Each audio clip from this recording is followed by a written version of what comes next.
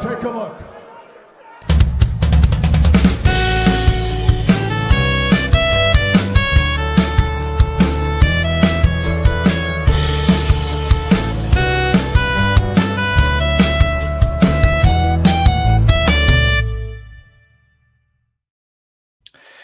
It is Thursday, April 24th, and it is time to get in the weeds.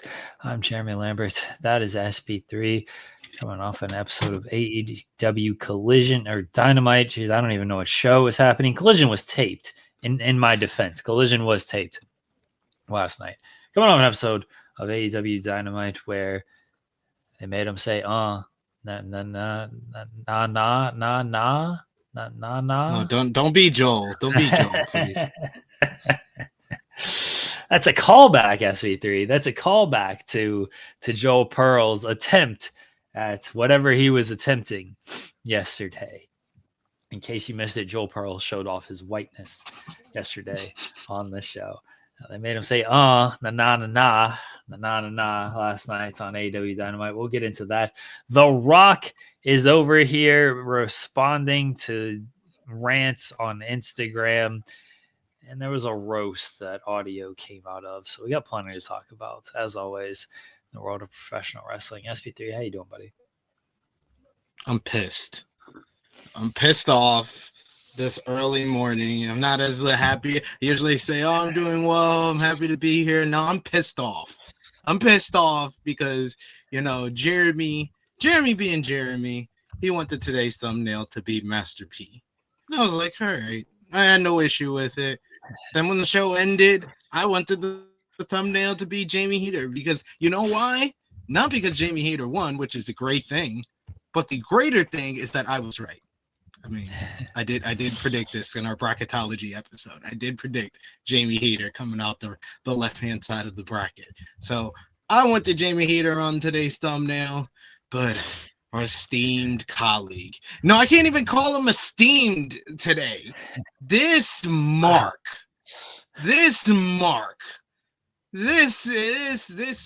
Mark who never heard a Master P song.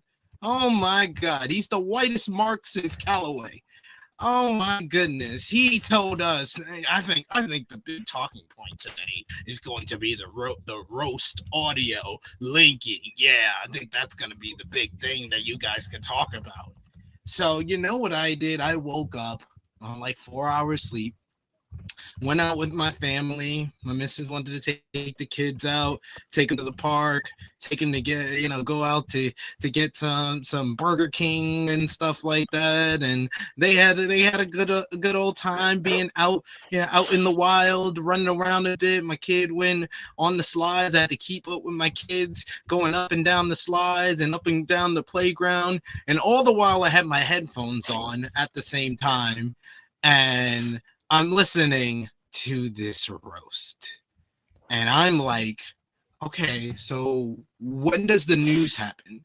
When does anything noteworthy happen? When does something fun, at least something funny at a roast? I didn't laugh once. Oh my God. The only thing that made me be like, was, we're going to say so many foul words. It's going to sound like Hulk Hogan left a voicemail for you. And I was like, okay, that was an attempt. And the delivery of R-Truth and R-Truth's routine, he was good with his whole routine, but god damn, there wasn't anything noteworthy on this roast. I seen there's other YouTube channels that's like, oh, Triple H came out and he said anyone who didn't enjoy WrestleMania, I got 2 words for you, F off. Well, guess what? He already said that before the event happened. So what does that matter? That's not noteworthy. That's not newsworthy. I'm not gonna waste our time talking about this crap. Oh my God. What the hell was the point of even leaking the audio? Nothing happened. And all these, I'm ranting on not just Joel Pearl. I'm ranting on all you outlets that went to this roast, that's on your social medias being like, oh, this was a great time. I had such a great time. It was so funny. I laughed so much. It was so cool to see all the wrestlers who weren't on WrestleMania, who didn't wrestle on WrestleMania, get to talk and have some fun. Ha ha ha. and the idiot who recorded it on their voicemail and did the audio file laughing at the worst jokes ever. I'm like, why are you laughing? Because first of all I hear is your laughter. I don't even hear the jokes. I hear is your laughter, your forced laughter at the corniest, lamest freaking stand-up routines I've ever heard in my goddamn life. Especially for us black wrestling fans, if you ever saw Comic View and you saw DL Hughley snap on the people in the first row, you would not laugh at anything. You've heard better roasts if you watch Comic View. Oh my God. My head is spinning. How hard. It was 2-hour audio. 2 hours of audio. For what? For what?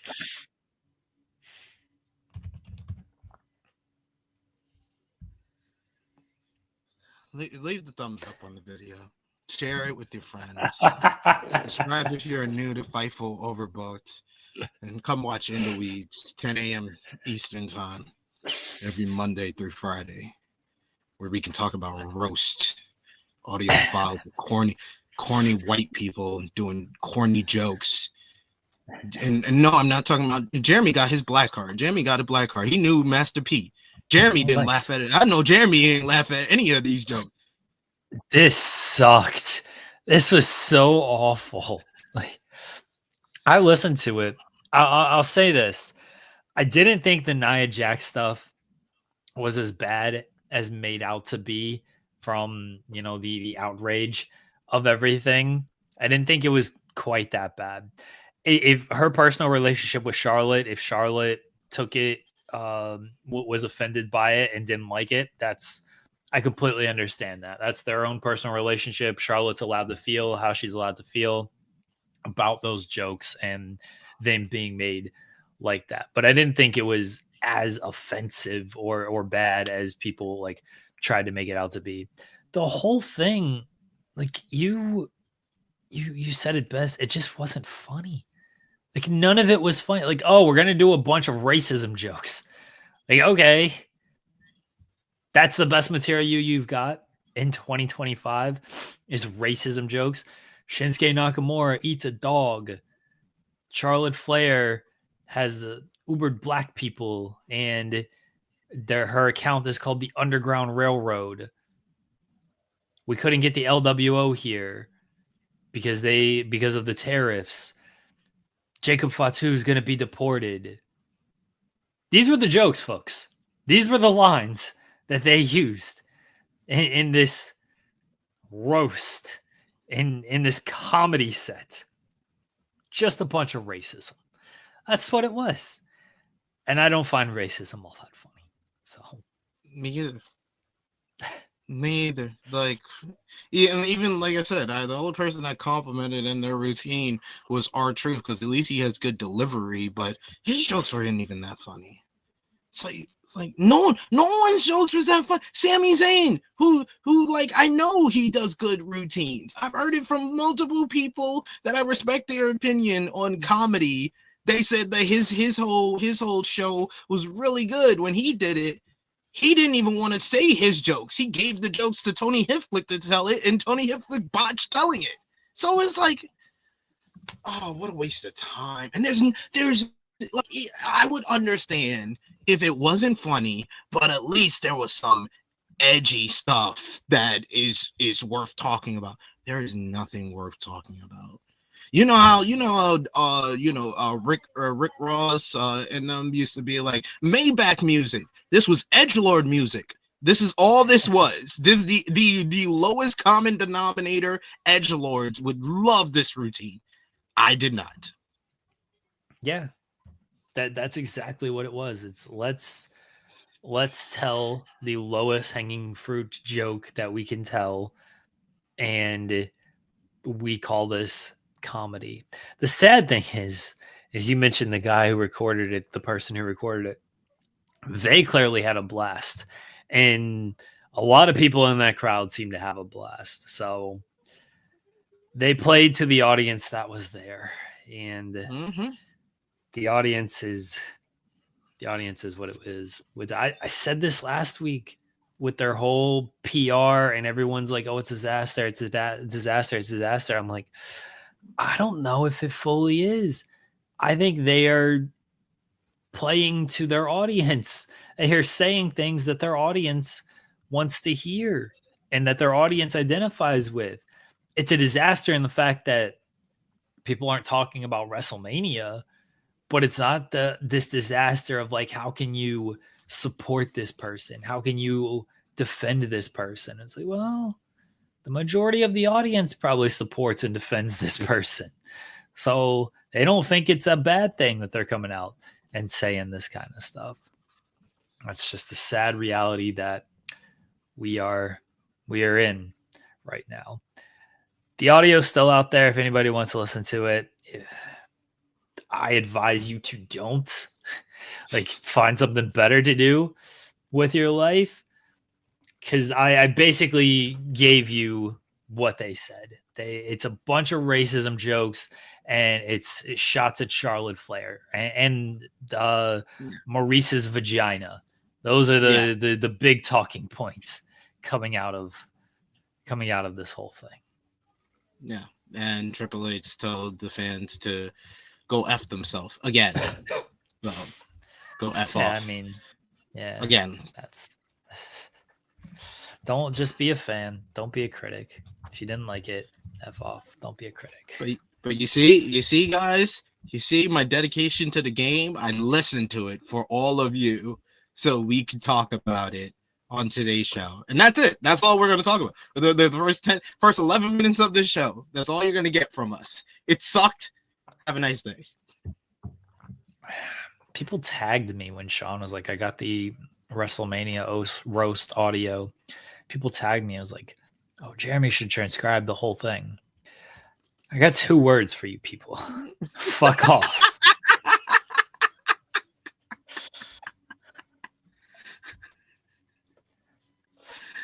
No. I got better things to do with my life than spend 2 hours transcribing that whole thing, because it takes more than 2 hours to transcribe. The audio is 2 hours. It takes a little longer to actually transcribe it. No, that's a waste of everybody's time. Yeah, I advise don't listen to it. There's threads that people have recapped it, and from what I've seen, those people did a good job. So I think you could probably get away with that, or just don't pay attention to it at all. Yeah. I had no desire to pay attention to it. Yeah, I had no desire to pay attention to it. You're right. Let's bury Joel. Joel's the one who's like, oh, the roast will get people talking. We should make the roast the thumbnail. It's like, why? I don't want to talk about it. I don't have anything to say. I don't know if SP3 has anything to say, but bravo, because I was too tired by then to even reply to it. But bravo by you. I was like Jeremy said my thoughts on it. I don't want to really talk about this, but you know what? I was like, I am that dedicated to the people of In the Weeds, and I thought that Joel had his finger on the pulse of the In the Weeds crowd, that they would want me to listen to this, to talk about this today. And I was like 30 minutes in, and I was like, I hate Joel. I hate him so much. The only reason, like, the headline of this episode is Master P and AEW roast Travis Scott in WrestleMania 41 is because I didn't know what the thumbnail was going to be at the time when I did this headline. Because we, as SP3 mentioned, we were talking about maybe it's Master P, maybe it's Jamie Hayter.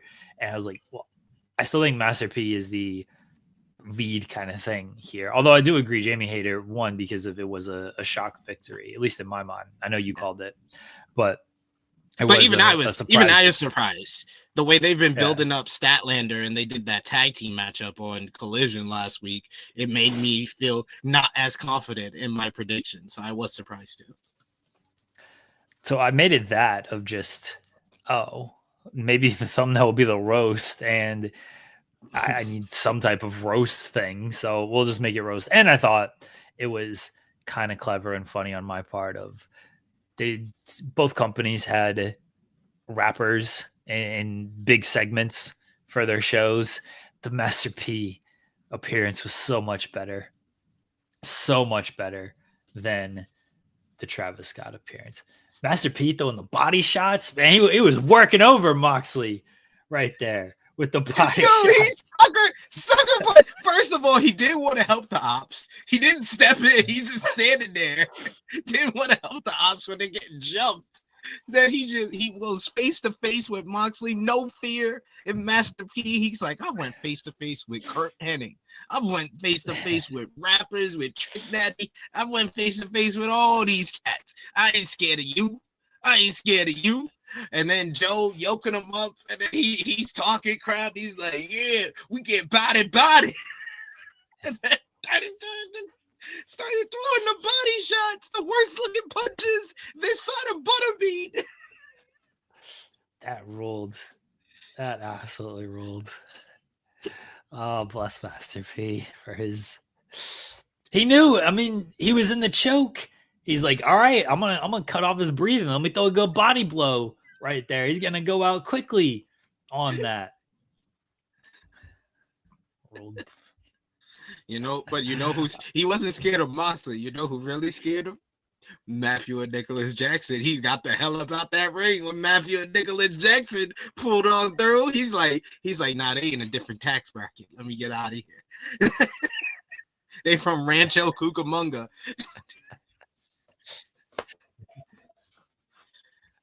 Well, we'll be talking more about Dynamite here shortly. Cyclops better than Wolverine says stop running from the grind, share me into it. No, it's not even running from the grind. It's I know Cyclops was better than Wolverine, just screwing around, but like it's not even running from the grind. It's like, is this the best use of my time? And transcribing a bunch of racist jokes isn't the best use of my time. So if I was asked to do it, or if I thought there was like an actual demand for it, I would do it. But I don't think there's a real demand for it, and I haven't been asked to do it. So it's just not the best use of my time. Of like, let me talk about Nakamura and what he had for dinner. Underdogs. Easy. Get it, everybody. It's not Paul Heyman being the hottest pussy in WWE. Haha. Yeah. It's like I didn't hear that joke a billion times on the road to WrestleMania. Yeah, so I was like, Heyman, you should have stopped at your Hall of Fame speech. Your Hall of Fame speech was great. This was not. No, this sucked. This whole thing sucked. It was transcribed in the YouTube video, Louis. I did notice that, and like truthfully, I would have had to clean all of that up, but I probably would have borrowed from that a heavy amount if I was asked to actually do this. I think it got pulled from YouTube though, because when I clicked it later on, it said WWE has removed this content. But by this point, everybody had uploaded it to their Twitter account and everything. So I assume it's still out there. It's not like it's not accessible at this point. I listened to it just a couple of hours ago, so it is still on Twitter. But you're right. I was listening to it on the YouTube video that was linked to the Fightful Select report, and that was gone by the morning. When I checked this morning, it was already up out of here. So I was like, all right. And then I think Romeo shared it in the True Hill Heat chat. Not Little Romeo, even though our Romeo is short. Not Little Romeo, but our Romeo from True Hill Heat. That would actually rule if it was Lil Romeo in your True Hill Heat chat. Right? We got personal connections to this week's Dynamite. Let's go. I've been getting some love. I've been getting some love out lately on the Twitter machine though. It feels nice. I don't know if you saw it though. Yeah, I saw you got quote tweeted by Dave, and so Uncle David. That sparked some stuff. I mean, speaking of, when it comes to Dave, a different Dave. We're so good at segue. We're so good at segue. Let's go. Let's do it. So Dave LaGreca of Busted Open Radio, we don't like them, but he had a rant. I didn't listen to it. Sorry, I don't have time to listen to what LaGreca rants about. He has a new rant every day. I mean, He does. It's not for me. It's just not. So he had his rant about Cody losing and The Rock's involvement and all of this stuff. Like, he's a big Cody fan. Jensen will probably have the same rant tonight, honestly. Just Jensen does his 4 days later over, LaGreca gets to do an immediate kind of response. So he has his rant, and then The Rock responds. Hi, Dave. The business is a complete work. Always has been, always will be. Every aspect of it. Every match, every interview. Please join me, Cody, Cena, Brian, and the rest of our creative discussion so you can expand your perspective. Until then, stop ranting. It's not healthy, my friend. Enjoy the show. What is The Rock doing? What is he doing with all of this? Why is he responding to any of this and then just being like, it's all a work? We know, Rock. You know how we know? Is because you are part of the reason why. When you were tweeting after a segment, it's great to play this final boss character. When you're doing these press conferences after one of the biggest turns in history and saying and taking everybody inside of how it all worked and everything, we know it's a work. Some people still like to believe. Some people still like to have fun. Some people still like to enjoy the show and get hooked on what is happening on screen. And LaGreca in his ranting and stuff, not fully for me, but I respect his passion as a Cody fan, the same way I respect Steven Jensen's passion as a Cody fan. I would troll LaGreca the same way I troll Jensen. But I still respect their passion, that is their guy, that what they see on screen still matters to them. We get it. You know who wins and loses the matches before they happen. Let people still enjoy what they're watching on screen. Let them be fans, Rock. Let them be fans. I don't understand why he's posting all of this. Also, I'll let you comment on this. Please join me, Cody, Cena, Brian, and the rest of us for our creative discussions. He knows what he's doing. He knows what he's doing. Kind of leaving somebody out there. Kind of leaving a pretty big creative person out there. He has no idea what you're talking about, Jeremy. He's not leaving anyone out. He's just naming the usual suspects, the people that he likes to talk creative with, not the people that he has to talk creative with, the people he likes to talk creative with. The Rock is hilarious. I do love that The Rock has made his power struggle with Paul Levesque, Triple H, so public this week. It is so public, and the fact that they are both pretty much saying the same thing. They're like, "Oh, enjoy the ride. Stop being a critic. Be a fan. Stop ranting. Stop getting emotionally invested. This is all a work. You don't have to take it so seriously." And like, it's like, you do realize what the message that you're putting out there is: stop caring. Stop caring about professional wrestling, when that is the feeling and the emotion that they want you to be in, because that's the one that makes them the money, is when you are emotionally invested, when you care so much. That is the whole reason why they're hotter than they've ever been. Yet they keep putting out the same message of F off with caring. Y'all care too much. Just enjoy the rise. Just watch. Whatever we give you, just watch. It doesn't matter if it's good, it's bad, it's indifferent. Just watch and enjoy, and don't complain about it regardless of the quality of it. That's the message that I am getting. I do see that my picture is a little bit fuzzy, so I'm gonna try to reboot my Wi-Fi, and then I'll be back. But let them know what you think, Jeremy. Oh, the Matthew Oaks super chat was for AEW related, so I won't read that. I agree with what SP3 is saying. Of they just want you to watch and enjoy it. They don't want you to be critical, because now if you're critical, The Rock is out here saying it's all a work. Triple H is out here saying just be a fan. You can be a fan and still have issues with what is happening. I think LaGreca is a fan. That's a thing. As I think LaGreca is a huge fan. And I don't have any issues with LaGreca. I've never met him. I've never talked with him. He seems like a nice enough guy from everything I've heard. He's a big Cody fan. So I'm not surprised that a big Cody fan would not be happy that Cody lost in the manner that he lost. I would not be happy either.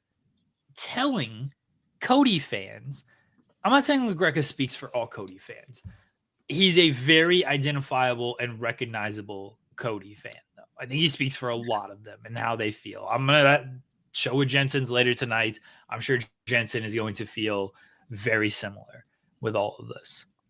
I imagine a lot of Cody fans were super disappointed with that match. Not only because of Cody losing, but because of the manner that he lost it. You telling all these people, don't worry about it. It's all fake. It's all a work.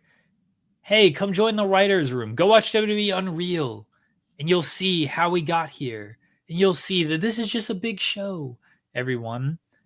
Okay. We can still be critical. We can still want to enjoy certain things. We can still get invested in certain things. It's so dumb. It's so dumb. Like, think of any other TV show, any other movie when it comes to this. It's like, I didn't like that scene. What did that scene have to do with the movie? Well, let me take you into the writer's room. And just understand that it's just a movie. You don't need to get invested in these characters. You don't need to worry about all of it. It's just a movie. Like, yeah, but I want to enjoy the movie. I want to root for this character. Why'd you kill this character off? I liked him. It's so dumb. I don't get it. I don't understand their insistence. Their insistence of telling people it's all fake. It's not worth investing in. It's not worth getting emotional about. It's not worth being critical about or analyzing. It's all fake. It's all a show. If you don't believe it's a show, here's WWE Unreal. Come be in the writer's room with everybody. We'll show you how much of a show it actually is. Why do that? Why? I don't understand why this has become the era of we're no longer respecting kayfabe. We're no longer gonna present something as a shoot. We are they are presenting as but they're like basically openly telling this is all written, this is all a work, this is all acting. This is the equivalent of like Kevin Feige coming out and saying "fuck off, critics, be a fan" when he came out with Eternals. Like Eternals sucked, and he just comes out and he's like, you know what? You guys suck. You guys should fuck off. It's all a work. Why are you being so critical of everything? But when they were doing well, when everything was going well for WWE, when we loved what The Rock and Triple H were doing heading into WrestleMania last year, it's like, oh yes, we love the fans. We're giving the fans what they want. We love them. It's very hypocritical all at the same time. it's very defiant against the fans right now, but it's very hypocritical in comparison to how they were treating the fans heading into last year's WrestleMania. So when things are going well for them, oh, we love the fans, bring it in, let's all hug it out, let's all have a good time. And then if things are going wrong, if they're not doing their best job, if they're not putting out their best creative, if they're not telling stories like they always say they do, then no, it's all you guys are wrong. We're right. Whatever we're giving you, you should just be happy. Be a fan. Don't say a word. It's all a work. Don't get emotional. Stop caring so much. Like I definitely understand where Dave LaGreca is coming from. Especially, I respect anyone who's really genuinely a fan of someone, especially when you're our age or older. Like I like for all the crap that I give Romeo over on True Hill Heat for being a Charlotte fan, I respect him that there is nothing that will take him off of that hill. Whatever hill that he wants to die on with Charlotte Flair and his love for Romeo has a love for WWE. I also respect that because he's very consistent with it. The thing I don't respect is when he tries to act like he's not biased. When he is biased, that's when I will call him out. And that's why I'm calling out WWE, because they are very hypocritical with it. You're saying one thing, you're doing another, then you're going back on that, you're being hypocritical all at the same time, and it's just like it's very icky right now. Like I don't see how you can root for WWE right now. Like WWE is openly telling its fan base, hey, stop caring. Whatever we give you, just shut up and enjoy it. You don't have to be happy. And the whole thing about, oh, if I tell you to go see a movie, are you going to do a dissertation? Are you going to do a paragraph? Tell me what you like, what you dislike, all that crap. It's just like, dude, this is supposed to be the correction of your previous statement. And it's just like, if I don't like certain parts of a movie, I'm going to say it. And I see there's some people that liked Eternals. I did not. Like I said, I'll just say I did not like Eternals. I watched it twice now, and I didn't like it either time. It's just a bad movie with bad dialogue. If you liked it, that's fine. That's what discourse is all about. You can have a difference of opinion, but you can't. It's okay if you disagree with me because you're also a fan. If the people that are making the movie, if Kevin Feige comes out and be like, "You're wrong for not liking the Eternals," then I'm like, okay, I won't watch anything then. I won't. How can I support you if you're telling me for having an opinion I'm wrong? What? It's so weird. And you're absolutely right what you said originally. Like, The Rock should be above all of this. The Rock has been in this business, in movies. He's in the Hollywood and movie industry. Like, is every time he's had a crap movie, and he's had a lot of them. He's had a lot of crap movies. So, like, is he gonna come out and be like, "Oh, why are you getting all emotional about Black Adam? You should like Black Adam. Shut up. Fuck off being a critic." He kind of did come out and say all of that. So that's actually in line with how The Rock typically acts. That's actually very on brand for The Rock, because he tried to throw everybody else underneath the bus when it came to Black Adam. So, but I respect him for throwing other people under the bus. I did respect when he's coming at the critics or the fans that didn't like it. Well, now he's trying to throw Triple H on the bus. I do like Damage Control Rock. I'm not gonna front. I like chaotic Damage Control Rock, because Damage Control Rock is him admitting something is bad without admitting it's bad. Him coming out and being like, I would have finessed certain things a different way. It's basically telling us, oh, you didn't like the main event of WrestleMania 41 either. Thanks, Rock. We appreciate you for being honest. The Undertaker was right. I'm not going to say that very often, but The Undertaker was right. We need Guns and Knives back. He was right in the sense of, could you imagine if The Undertaker was in this era? with everyone with the cameras and talking about it's all a work and just telling stories of what's really going on and everything. The Undertaker would put all these people into wrestlers' court and be like, "Why'd you do this interview? Why'd you say this shit? Nah, you owe everybody a round of beer now." Whatever the punishment was for wrestlers' court, I know that was always one. Undertaker, they wouldn't even get the shows done. Everybody still be backstage. Just nope. Next defendant, case. come on in. Yep, next case. Bring them in. I'm like, Mark, you're needed in the ring.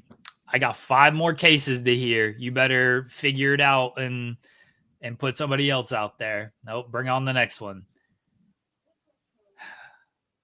Undertaker was looking at people funny, when they were filming the behind the scenes footage of like the Raw intro and the Bret Hart's playing video games, and Undertaker's like, "What's this crap? What's going on here?" He was looking at the camera funny. He looked at the camera funny during the WrestleMania 9 doc. Yeah, the WrestleMania 9. He's like, "Look at this. What? Get this camera out of here."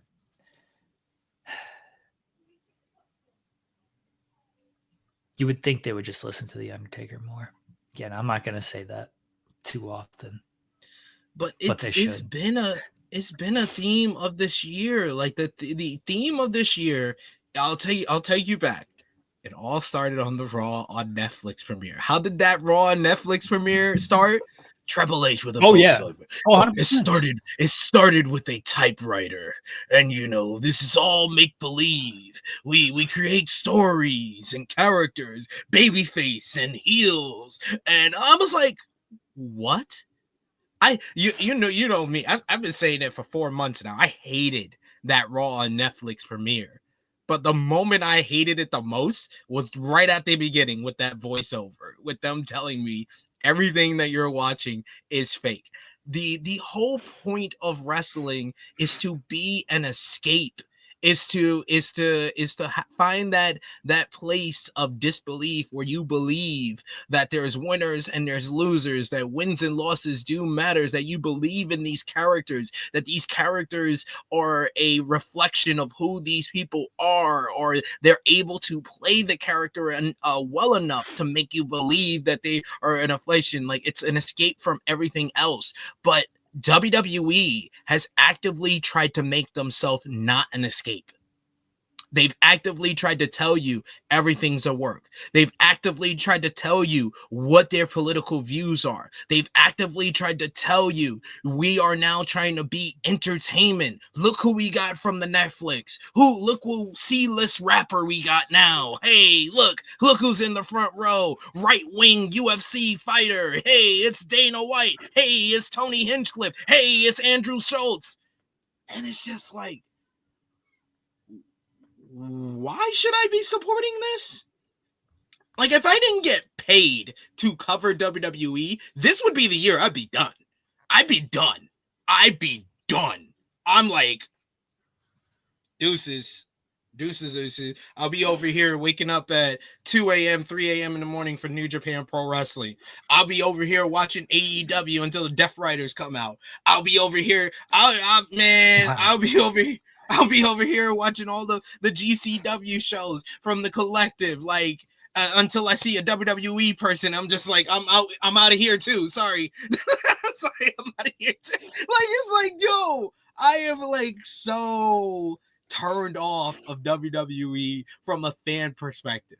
Like I got when I didn't enjoy all of WrestleMania Night 2, I think I said it the other day on In the Weeds, I had Top Guy JJ and Romeo on the watch party on True Hill Heat being like, no, JJ was like, oh, I'm not talking to the fan you, I'm talking to the critic you. And I'm like, how do you expect me to be a fan of this?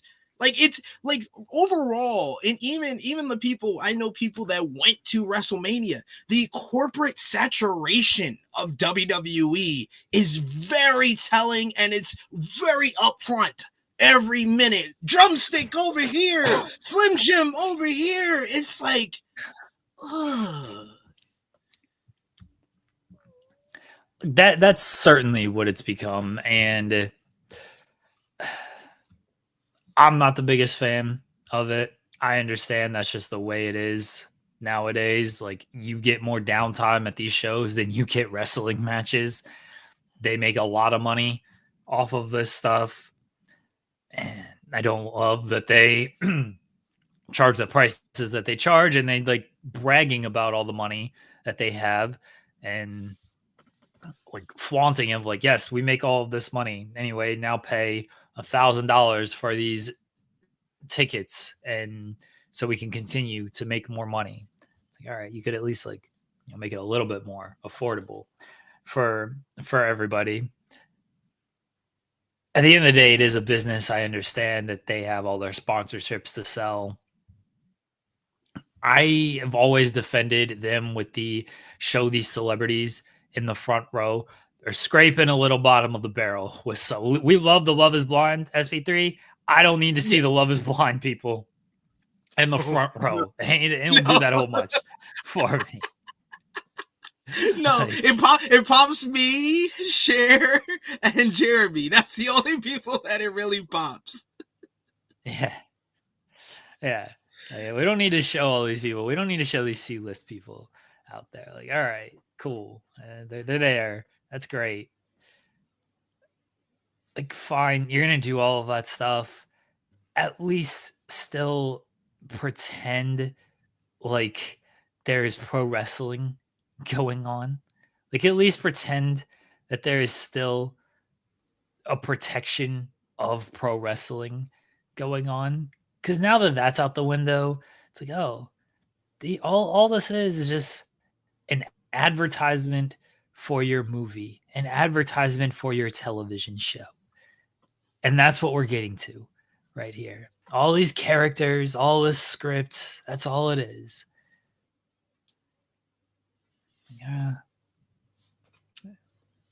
The curtain call ruined pro wrestling is what I'm trying to get at here. That's where it all traces back to, SP3. It's that curtain call.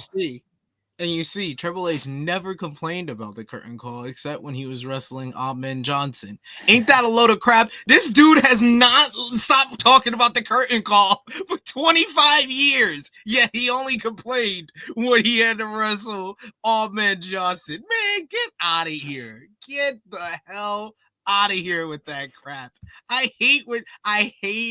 really, and this is coming from someone who grew up, and I love The Rock. The Rock was my favorite wrestler growing up, to the point that it was my mom's favorite wrestler growing up. My mom used to tell me that The Rock was really my stepdad, and that my stepdad that was living with us was just here because The Rock had to travel all around the world. I grew up on The Rock, but man, is he just he is going to Hulk Hogan stages of lying. He's hit the upper room of Terrence from Florida era of lies, where every other word he says out his mouth is a bold-faced lie, or it's too much of the truth, like the Pat McAfee show. The Pat McAfee show, like, I know there's some people that was like, oh, he was full of crap on there.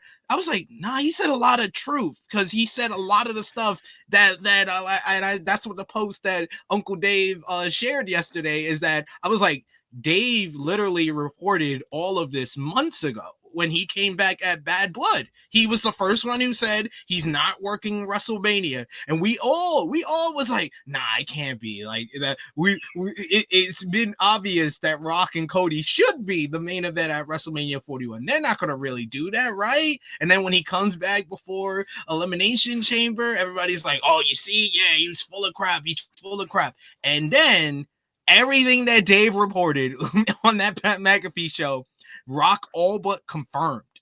Even Brian Gerwitz came out and said, oh, Dave's full of crap. Oh, that's not true. Oh, this report's not true. That report's not true. And then he went out and admitted all of it. He admitted that he wanted Cody to turn heel. He admitted that it was a plan B to have John Cena turn heel. That he only came back because the ticket sales for Elimination Chamber weren't doing so well, and that he was there to help, which totally is in the face of what the load of crap WWE always wants us to believe, is that they're hotter than ever. Every ticket is flying off. We're sold out everywhere. We got this many sold outs. We got that many sellouts. And apparently Elimination Chamber wasn't selling that well, so that's why they needed The Rock as a last minute hook for that. And that was the truth. That's the truth. That's the truth coming out, because otherwise he would have said this is a load of crap. And that's false, Volub. What they had available was 80% sold out. What they wanted to sell for Elimination Chamber was 30,000 plus. They had 20,000 out, and I think there was like 22,000 available, but they always put out a certain distributed ticket, and then they expand when they start selling more. They basically refixture how many seats they can have available then. And what they wanted was 30,000 plus. They did not have that a month before Elimination Chamber, so that's why they broke glass in case of emergency. Let's call Dwayne and have this last minute call here. That's what happened. Rock literally laid everything out for us. Or people want to say he's full of shit, but no, he actually was speaking a lot of truth, because it was already reported, and then he just admitted it on live television. I do love that people tried to explain to me about seats opening up when they announced 61,000 for night one and then 63,000 for night two. And I was like, wow, both nights sold out. It's like, wow, they got more people in the building. Like, even though it's sold out the first night, they somehow got 2,000 more people in, and it's still sold out. It's like, well, yeah, that's how seat opening works out. I was like, yeah, I get it. I understand their reasoning for this. But then they sold out the available seats. All right. Today's show sold out. We had 2 seats available, SP3. We're both filling them. Sold out show. Don't worry that we could put more seats in here. Don't worry that we could have up to 6 people on the screen. I think it's actually like 8 people because we have like the premium service. Don't worry that we can have like... No, it's like 10 then. Okay. Yeah, premium. Don't worry that we could have 10 people up the screen. Right now, there's 2 available. Sold it out. And if another person perhaps joins, then we'll have 3, and it'll be sold out. The second hour of this show will be sold out. It's dumb. It's dumb. We get it, everybody. We get it. The Rock. I hope he keeps doing interviews. I hope he does. It rules. I hope he keeps commenting on Instagram. It does. It does rule. I don't think that we've ever seen this kind of like public power struggle. Like, we heard about power struggles in the past in WWE, but I don't think there's ever been one this public in WWE in a very, very, very long time. Yeah, absolutely rules. All right, let's get into AEW Dynamite. Real quickly, Volby gives Vanilla fumble. Shannon's defense looking to crumble. You kids should call your uncle. Lakers in 5. I'm going to claim this gimmick for me if he's gone. I feel like he's gone. Well, it's my gimmick. It's my gimmick. It's my gimmick, guys. Nobody's gimmick. It was a gimmick long before Shannon Sharp. Come on now. What are we doing? It's my gimmick. It's my gimmick now. I already claimed this years ago. I was claiming it years ago when the memes was out. I was claiming it. That's fine. You can claim the gimmick, SP3. Volby, you're still allowed to claim the gimmick as well. Everybody claim the gimmick. Yeah, of course. Everyone can claim that gimmick. It's up to everybody. Shannon can't do anything about it. And oh my God, man, Stephen A, shut the hell up. You don't know anything. Why are you doing 22 minutes talking about a lawsuit that's in its infancy? What is going on? What is going on? What is going on? I didn't hear what Stephen A. Yo, he did like a 22 minute. I didn't even listen to it. I just saw the length of it, and I was like, I'm not watching that. Gotta shut up, Dad. I guess I'm too loud. See, this is the bit now. She just made this her thing. Yeah. She just made this her whole thing now. I respect that you can adopt. We're gonna come out with T-shirts. Me and the missus were talking about getting T-shirts. Shut up, Dad. T-shirts. Oh, that's good. That's good. I like that. I like that. AEW Dynamite. We talked a little bit about the Masterpiece segment, but the come out of all of this is that we're getting Joe and Mox, but not at the pay-per-view. We're getting Joe and Mox at Beach Bash in Chicago. Beach the great break. beaches of Beach Chicago. Beach break, sorry. The great beaches of Chicago out there. So that's when we're getting this match. Makes it more likely to me that Moxley's going to win. I thought Moxley's going to win anyway. I think you did as well. But now that they're doing this on Dynamite, it feels pretty obvious Mox is going to win. You didn't say the more obvious thing that made this, that them announcing this for Beach Break made it even more obvious. That it's going to be the main event? No, not that it's going to be that's going to be the main event for Beach Break, but we're getting Anarchy in the arena at Double or Nothing. That's what that confirmed to me. Once they announced that for Beach Break, I was like, God damn it, we are going to get Anarchy in the arena, aren't we? Yeah, give me false hope. Yo, he should be the sixth man. They need a sixth man because there's 3 of Death Riders, there's 3 of Elite. That's 6, and then the babyface have Hobbs, Shibata, Joe, Swerve, and Omega. Why not Master P? Master P, one night only. Is Hook? I assume maybe Hook will be clear for that. That's still a month away, so you'd think Hook would be clear. If Hook's not clear though, yeah, let it be Master P in there. A rule. I'm here for it. I'm here for P being a part of this. I think that he would be great in this. And no, we're not pretending that Anarchy in the Arena is bad. Every Anarchy in the Arena has been either very good to amazing. The first one was amazing, but it has been, we can't deny there has been a law of diminishing returns. Like the first one was amazing. The second one was awesome. Last year was really good, but we're going down. We're not going up. It's not getting better every year. So I wanted a break from it so we could come back maybe next year. And then it's fresh. We haven't seen it in 2 years. It's a fresh concept. Like we got Zeno already says it was mad. Like I've heard so many different opinions about last year's Anarchy in the Arena. I thought it was very good, but I didn't think it was as amazing as the first one. I didn't even think it was as great as the second one. It was just really good. Yeah, like I said, you said the same thing I said, Chi-Town Spurs. It was really good.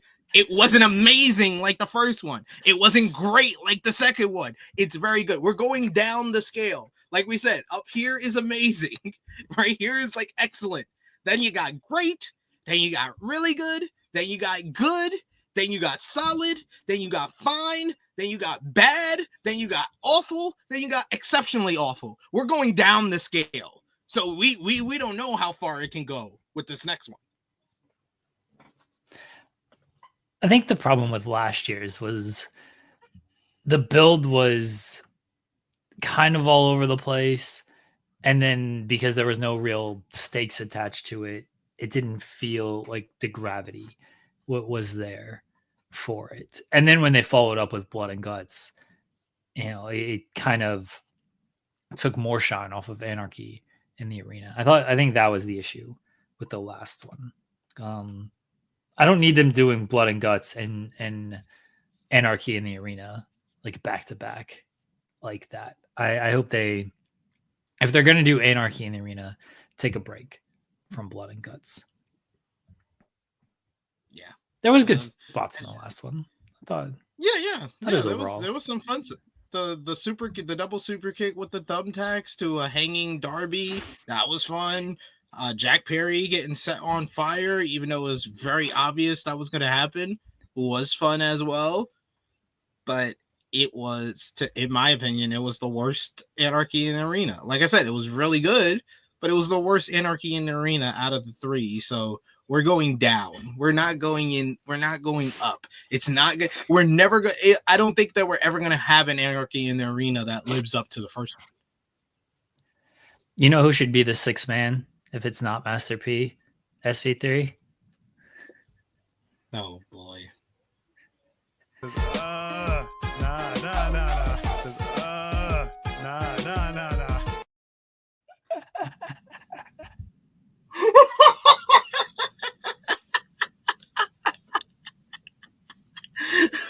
Nah, nah, nah, nah. Nah, nah. Thank you, Louis. Thank you. Oh my god, that's great. That's great. Oh my god, can we play it one more time, please? Yeah, you're right again.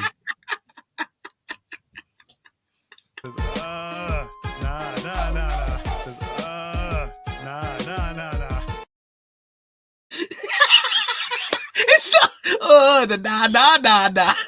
It's the second one. It's the second try that got me.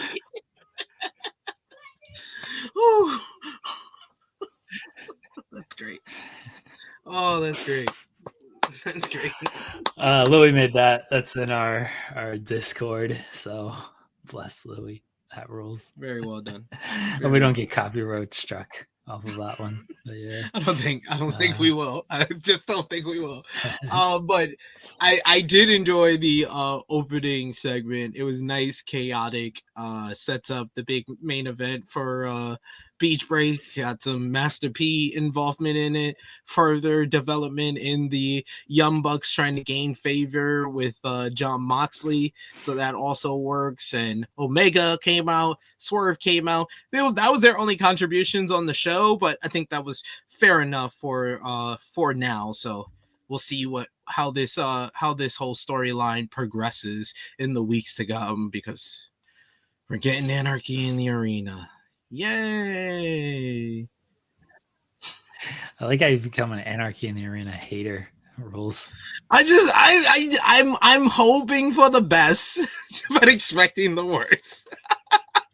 I'm like, this is not, I keep saying it's not going up. We're not going up. We're not going in the same direction. We're going down the scale. Like I said it before, I have really adapted what Jimmy Macaram told me. He's like, you either have to be exceptional or exceptionally awful. Somewhere in the middle, and I'm just like, I don't have the feeling. I don't have the feeling. But I will say overall, Dynamite, another really good show. Not an all-timer like Spring Breakthrough, but a really strong show. Like I thought it was the in-ring work last night was absolutely fantastic overall. I thought that a lot of matches that I just expected to be good were great. And on the most part, we got 4 matches, and I thought all of them were either really good to excellent. So a great night of pro wrestling television from Dynamite overall, but we'll go into certain stuff on the show here instead of me just hating on Anarchy in the Arena for the next hour. Chi-Town's Spurs says they got to give the ops, make them say, oh, now. That should be the song that plays during Anarchy in the Arena. Yo, that should be. It should be. That would be fantastic. I love it. Yeah, if they gave them that song, that would be great. I'm all for that. They can't give anybody a song before we get the Vanilla Baby. He's not going to use it this week. I've already read the spoilers. I'm still going to tweet Tony Khan and express my disappointment that he is once again booking Blake Christian and not using Vanilla Baby. Can't believe it. Damn. Can't believe it. I'm sorry, man. I'm sorry. You gotta watch after the NBA playoffs. You gotta watch Swerve beating your Vanilla Baby's ass. What game's on before that? Anyway, let's see. Yeah, what's the Saturday? Let me check the Saturday lineup for the NBA on TNT. I think it's gonna be Nuggets and Clippers. That's the 6:00 game on TNT. So yeah, once that game ends, it'll be Collision. Nuggets and Clippers is a good game, so I'm all for that. Mm-hmm. Yeah, that's a good series. I think that I had that series going either 6 or 7. I think it's gonna go 7 at this point. I would not expect Nuggets and Clippers to be a blowout, Henry. Both those games so far have been close. They play game 3 tonight, so I think that's all those games are going to be close. You know, as long as the only the East games haven't been super competitive. The top seed East games. The Pacers and Bucks hasn't been the most competitive series. The Bucks tried. The Bucks had a fake run in game 2 that the Pacers took down, and then the Thunder are playing okay, so that series might be in soon. Yeah, y'all. I think y'all sweep the Memphis Grizzlies. That was my prediction for my playoff preview I did over on True Hill Heat. So I think that's a sweep. It's a 0. What happened? Oh, it's a 0-0 series right now. So yeah, I said you were gonna lie, and you did. No, it is a 0-0 series. No, it's not. 0-0. It's 2-0. It's 2-0. It's 2-0. Two more. It's 2-0 with that mentality. You got the wrong mentality, SP3. 0-0 series. Okay, pal. All right. We'll see. It's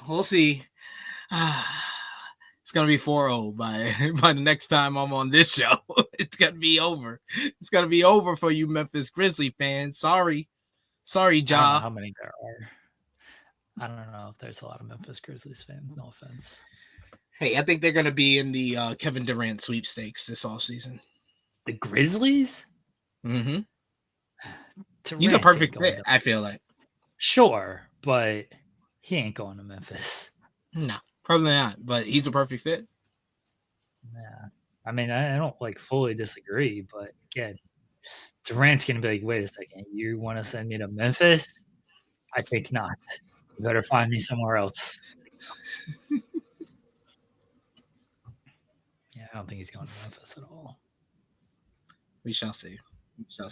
Yes. Dynamite last night. What stood out the most for you on Dynamite last night? Let's get to the super chat from Matthew Hooks, who says, Stoke FTR, what a cool pairing. Was kind of shocked. Yes, very surprised to see Stokely Hathaway and returning with FTR. I got no problem with it. I think it is a very cool pairing. I'm not going to pretend like Stokely Hathaway watching tag team videos 8 months ago led to this. Please stop. That's what they're gonna pretend it was. Remember, he was watching FTR and the Briscoes. He was watching FTR and the Briscoes, sir. I don't know about you, but it adds up. It adds up.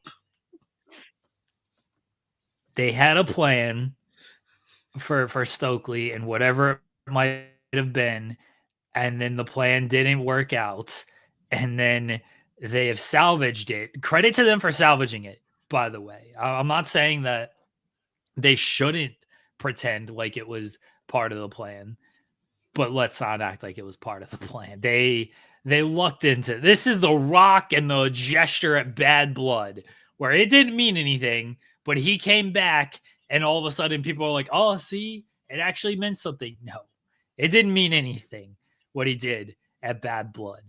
And what happened at Elimination Chamber had no ties to what happened at Bad Blood. People tried to surmise and pretend that it did. It didn't. Just like this. What happened with Stokely reviewing tag team footage and watching FTR and Briscoes had no bearing on him being paired up with FTR now. It was a thing they were going to do. It was a thing that got dropped, and it was a thing they've salvaged as of last night. Yeah, I like the pairing. I love Stokely Hathaway. I think that he is one of the best managers of the modern era, and he's kind of gotten a bad hand in anything he's done in AEW, it seems like, whether it be him and Jade Cargill, which was a pairing that should have worked, that never really was able to work, him with the Firm, which should have never worked and didn't work. Then there was him and Chris Statlander and Willow Nightingale, which they just stumbled on a gold mine and then just let it all go away after the blow off of Willow and Statlander for some weird reason, and the weirdest kind of separation that they ever did on AEW television, where they kind of told us instead of showing us anything of them separating, or Statlander and Stokely even having a segment to end their partnership. We never even got that.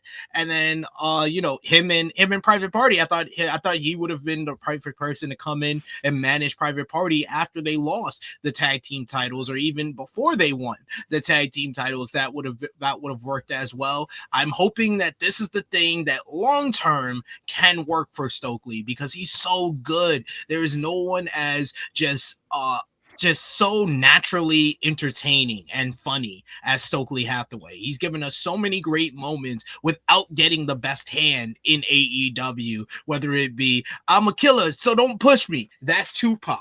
I love that. I love the Nation of Domination gear he wears when he wrestles. He just has so many funny one-liners. He is from Harlem, so he's my Harlem brethren out here. He's also a short king, and I'm also a short king, so we represent for one another.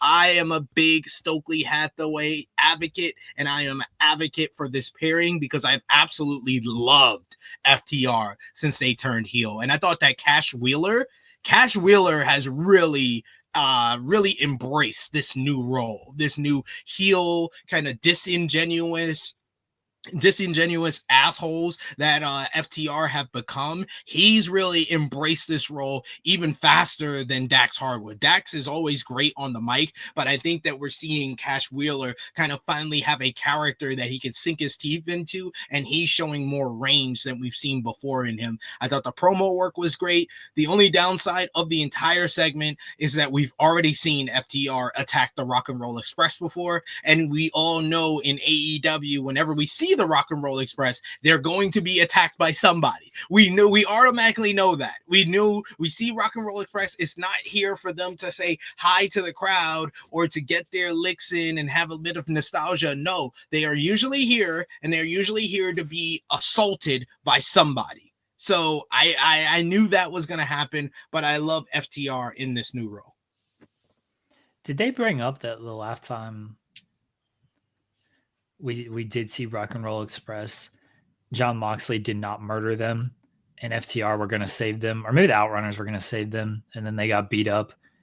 FTR was definitely involved in that one way or another, because they're always involved with the Rock and Roll Express stuff. So, well, they got kidnapped last night. I think they got kidnapped and assaulted. It was the Rock and Roll Express and FTR.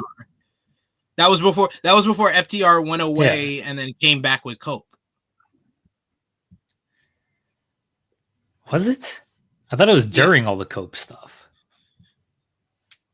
Oh yeah. They did do that spot too, where they were kidnapped backstage, and with Moxley looking like the Sticky Bandits, and he had them tied up. I think this was in January. Yeah, he had them tied up backstage, and the Outrunners tried to come and make the save, and then they got beat down, and then finally Rated FTR came and made the save. So yeah, seems to happen. Seems to happen a lot. They didn't address it at all. Rock and Roll Express should decline AEW appearances moving forward. Just like, no, people are just going to beat us up. We're not going to show up to your show. You got to sure we got some security or something. I don't know what their health insurance are, but we gotta stop being out here and doing this. They just get beat up every single time. Yeah. Well, we talked about at least 3 instances. You mentioned Proud and Powerful. We talked about the Death Riders instance, and then there was last night. I'm sure there was more. And they've been attacked by they've been attacked by FTR before. It was the first FTR versus Young Bucks match at Full Gear 2020. That's how FTR turned heel in that whole weird, if y'all remember, that whole weird build up to the Young Bucks versus FTR the first time, where first it looked like Young Bucks were turning heel, then they decided to turn the FTR heel by them attacking the Rock and Roll Express, and then the Bucks tried to make the save for them. Like, yeah, they've attacked them before. Multiple people. I retweeted somebody that had the picture of them attacking Rock and Roll Express in Daly's place in Jacksonville title in 2020. So this is the second time that FTR has attacked Rock and Roll Express in AEW. Yeah, they always get beat up, and they gotta decline or get paid more. People are saying, I'm sure Tony's paying them very well. They need to get more. Need to get more. Yeah. Tony's got money. Bravo to Ricky Morton. How many times he takes bumps at 68 years old? Oh yeah, you knew when they came in they were getting beat up anyway, because it's like they just wrestled. They don't care. They'll go out there and take bumps, especially Ricky. He doesn't give a fuck. Rules. So I do like the Stokely and FTR pairing, though. I got hopes for that. They're going to be facing the Paragon on Saturday on Collision. So we'll see if they add more, because right now, the Paragon, that's a 3-person group. Daniel Garcia is also kind of waiting and helping the Paragon most likely. But even if he's not, 2.0 and Garcia is a 3-person group, unless Stokely's their third man. Otherwise, feels like they might need one more person. Never know. Maybe it's someone who they can find the pinnacle of this industry with, who was also on last night's show. Oh, you think it's MJF? They've been mentioning Pinnacle in their promos, both of them, FTR and MJF. Yeah, I don't know. I assume if they work together, they've worked things out. But I think there was real feelings between Dax and MJF over how the Pinnacle played out, and they got to get past. And we'll see if they ended up getting past or not. Yeah, Stokely is a known associate of MJF. I think that it's a possibility. Yeah, Richard's kind of got it, of like they're feuding with Paragon and Adam Cole. Are we really going back to Adam Cole and MJF stuff? No. We don't need to do Adam Cole and MJF at all. But if they're going to use a third guy, I might as well use someone they're known with. And MJF and FTR, regardless of whatever feelings that they have or whatever issues they had behind the scenes, whenever we've seen them in the ring, it's usually been good. Like, I always go back to the Sting, Darby, and CM Punk versus MJF and FTR matchup that really showed us that they can work really well together in the ring when they're out there together. So I'm all fine with that. I think that would be a cool way to go. And I'm really liking MJF's current story. I said it last week. I'll say it again. The best ongoing story in AEW right now is MJF trying to get into the Hurt Syndicate, because it's so hilarious that there is a character in wrestling television whose way to get to the world title is not wrestling. He's doing everything he can to not wrestle because he feels like this is the easiest way to get to the world title. And it's genius. It's genius. It's one of the most hilarious things that I see. He just won't wrestle. Like, he literally made fun of Hangman for wrestling. It's my kind of wrestler, not wrestling. Just get your world title by talking your way and bribing your way into the spot. That's what everybody should be doing. Work smarter, not harder. MJF's got it down. Women, watches, cars, whatever it might be, however you can get to that title without actually wrestling. That's the way to do it. MJF's got it down, man. He doesn't need to be in this tournament. He doesn't need to be in these gauntlets or anything. He should just go to Tony Khan. Threaten to quit again. Call him a mark. Unless he gets a world title match. Tony be like, all right, shit, fine. You can have your world title. Play another voicemail. Remember? Tony had to bribe him. Tony needed him to come back. Yeah, he was going to go for the world title after that. But then, CM Punk was old, tired, and working with fucking children. So that didn't fully work out. That didn't work out. That's what MJF should do, though. Threaten Tony Khan. That should be the next step. for MJF. Just bribe. More bribing. Yeah, so her syndicate came out last night. MJF arrived at the building with a brand new car, hit some random attendant in the nuts, and then he came out and he basically he just skipped all the steps and he was like, I want to see if I could get the thumbs up this week. He got the thumbs up from MVP. Surprisingly, Shelton Benjamin must have enjoyed the ladies and the watch enough that he put his thumbs up. MJF got very excited, went to hug Shelton Benjamin, who stopped him and said that it wasn't because of the ladies. It was actually because of MVP that he was putting his thumbs up. So there was only one person left, and that is Roberto Lashley, Bobby Lashley.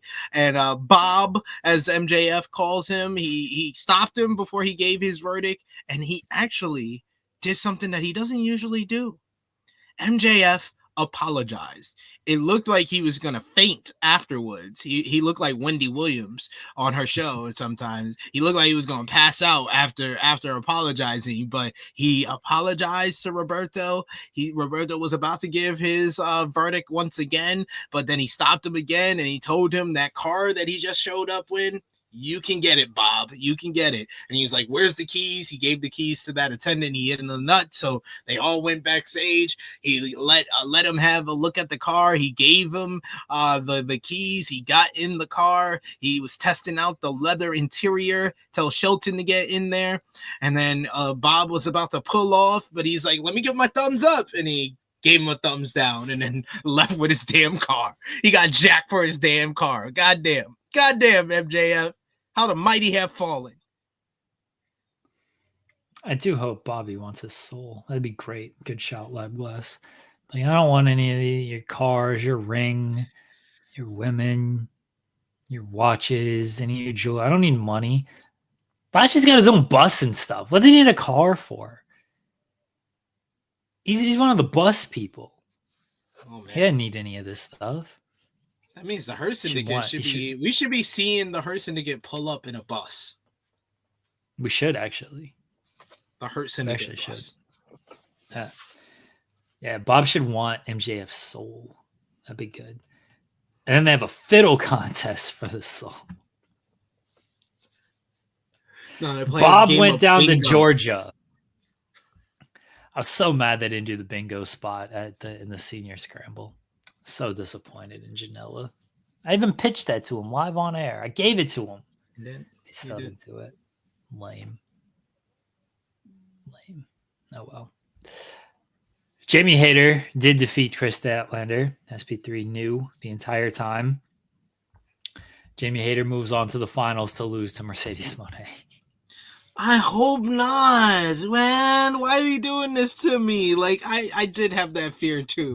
So as soon as it happened, I'm like, damn, Jamie not gonna win, is she? I was like, they're gonna do Mercedes and Timeless Tony Storm. So that makes me feel like we're only gonna get one women's matchup at All in Texas if they're putting all the championships in one matchup. That just makes me feel like we're only gonna get one women's match, which sucks. I don't think Jamie Hayter is going to beat Mercedes. I thought there was credence for Statlander to do it because it would be the third time's the charm type of thing for Statlander. Yeah.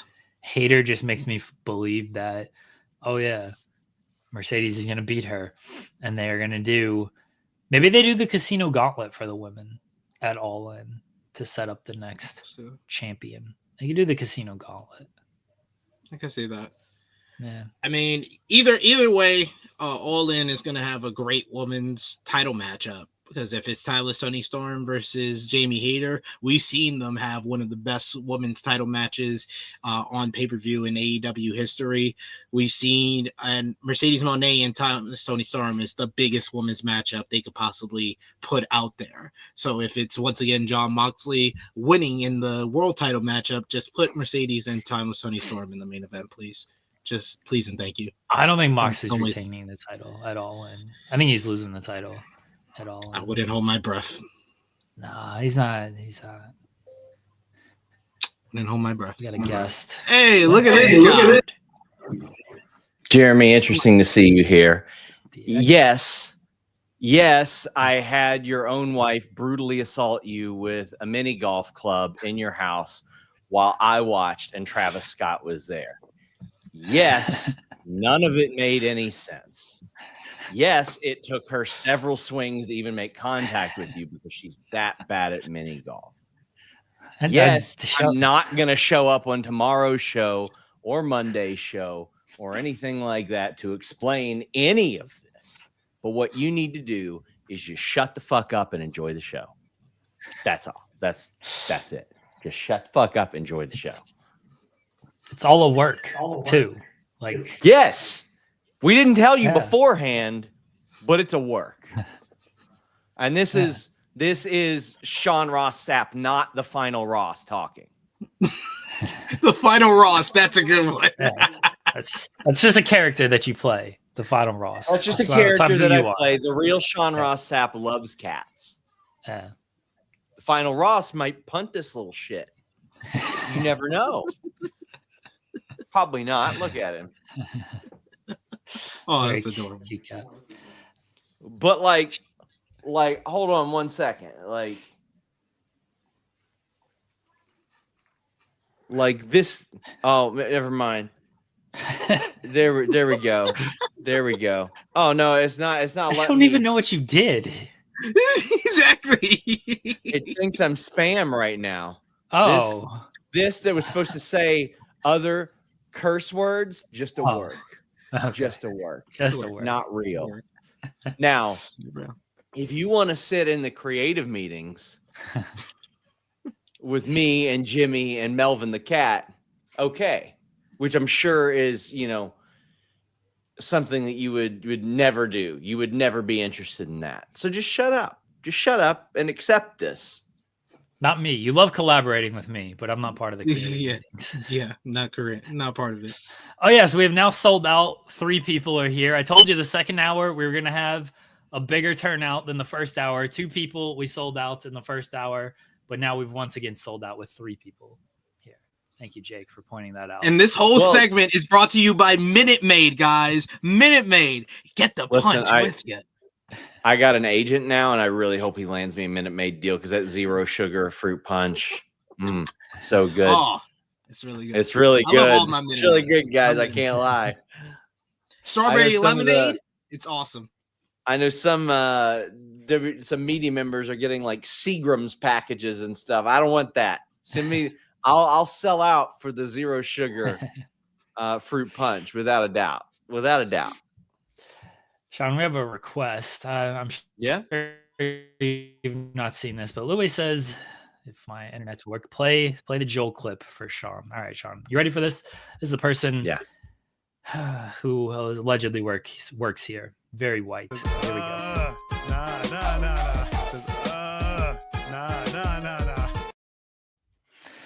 He sounds like the phone call at the beginning of Make Him Say, Nah.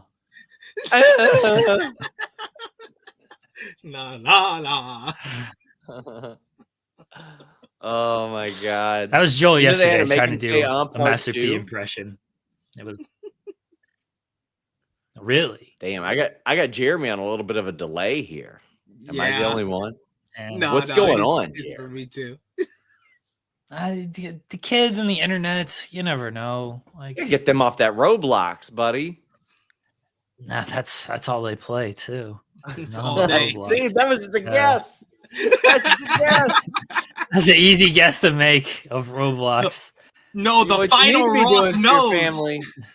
What you need to be doing for your family is to buy one of those Oculus Quests. So I don't even know what her nickname would be now. Can practice those mini golfs. This is what I'm saying. That's the longest term. Listen, I'm always 20 strokes ahead, Jimmy or Jeremy. I can't even remember your damn name. I'm so used to doing these bits with Jimmy and just trolling him. But I'm always 20 strokes ahead. And I mean that literally when we play your wife at mini golf because she's so bad at it. I knew Still got the only hole in one. Still got the only hole in one. I'll defend my wife. There you go. It's probably messaging you know what? That's very true. To bury you. That is very true. I don't get a lot of hole-in-ones, but I'm fairly consistent. I went to Vegas in January and played the greatest round of mini golf of my life and just dominated Denise and our tour guide. It was not even close. It was so one-sided. But listen, fiend.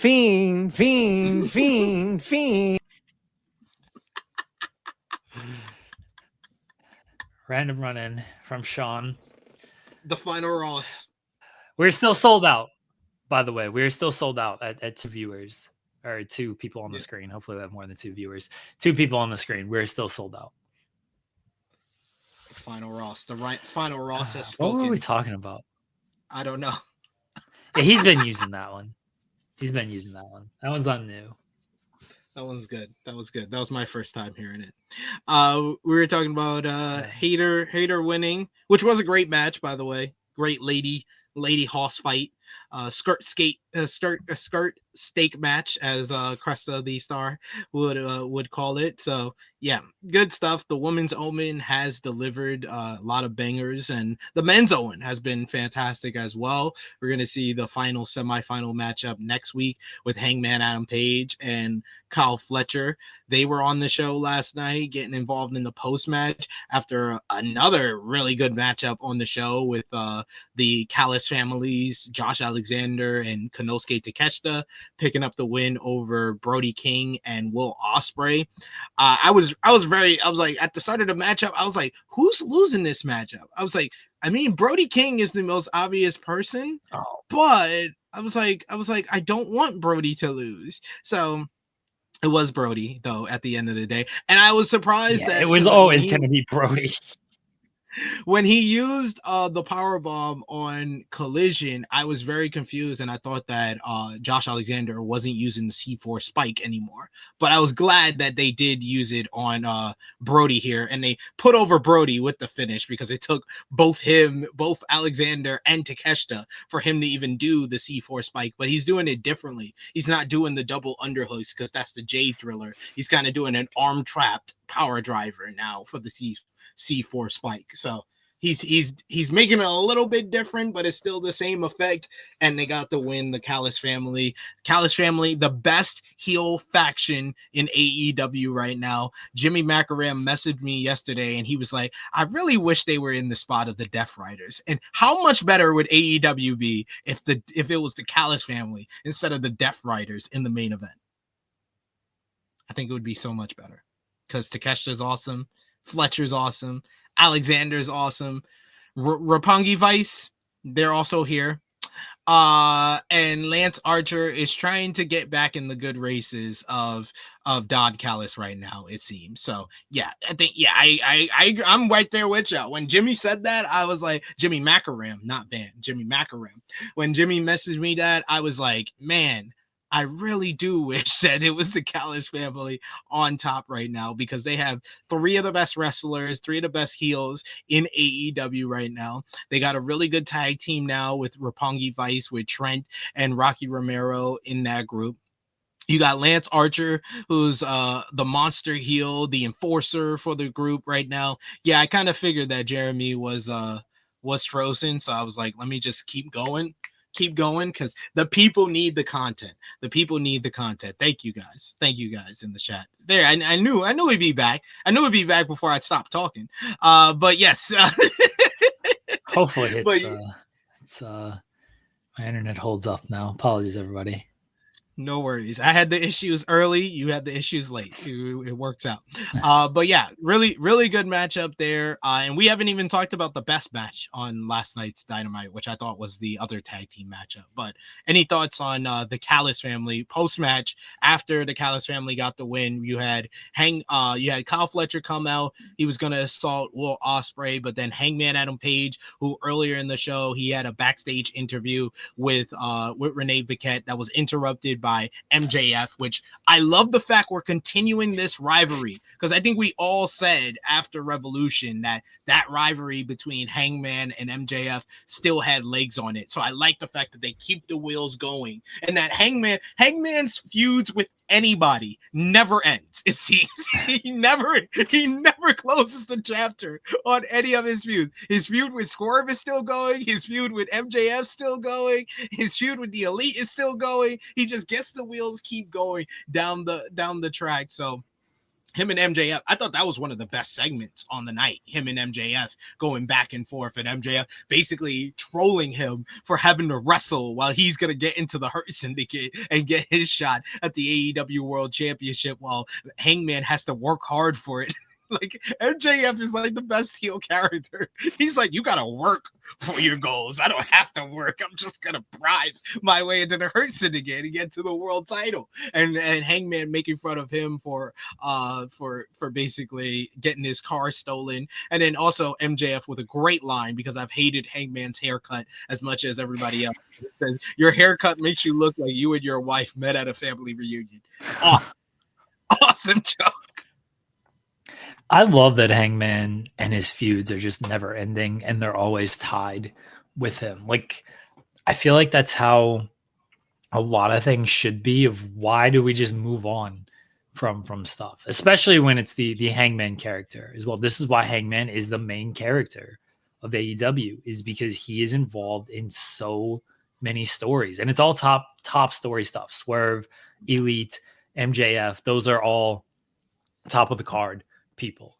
So that's why Hangman's the main character, is because he is tied to just everything and involved in everything and anything. So, and even the world title, like, he's not fully feuding with the Death Riders or anything right now. He was a few months ago, but he's still going after the world title. He's part of the Owen, and the winner of that gets the world title. So he is tied to all of that.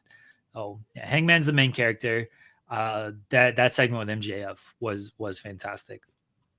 I thought Brody King was always taking that loss in that tag team match. I saw that line. I was like, oh yeah, we know who's losing. We know who's losing. I was slightly scared that they were going to put over Ospreay because he's still in the tournament, and Alexander was going to take another loss. And I was like, please don't do that. So I was okay with Brody taking a loss, but I hate seeing Brody only here to take losses every week because he's awesome. But yeah, the post-match saw them jumping Brody and Ospreay, the Callis family. Fletcher comes out. So Hangman, who said that it's on site whenever he sees Fletcher after the attack last week, he came out and he was jumped from behind by Roppongi Vice, and then all the Callis family jumped him as well, with Fletcher hitting the brain buster on him. So I like the fact that we're not only setting up the fact that, you know, this is Fletcher and Hangman next week, we're also setting up the fact that after Hangman probably wins next week, we're gonna probably get an Ospreay and Hangman versus the Callis family, which, sign me up for that. That's gonna be awesome.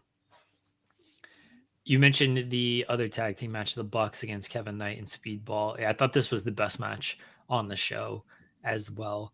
No shocker with the Bucks winning. They should win their first match back, but I know a lot of people said it, but big PWG vibes with everything, which not unexpected given who was in this match.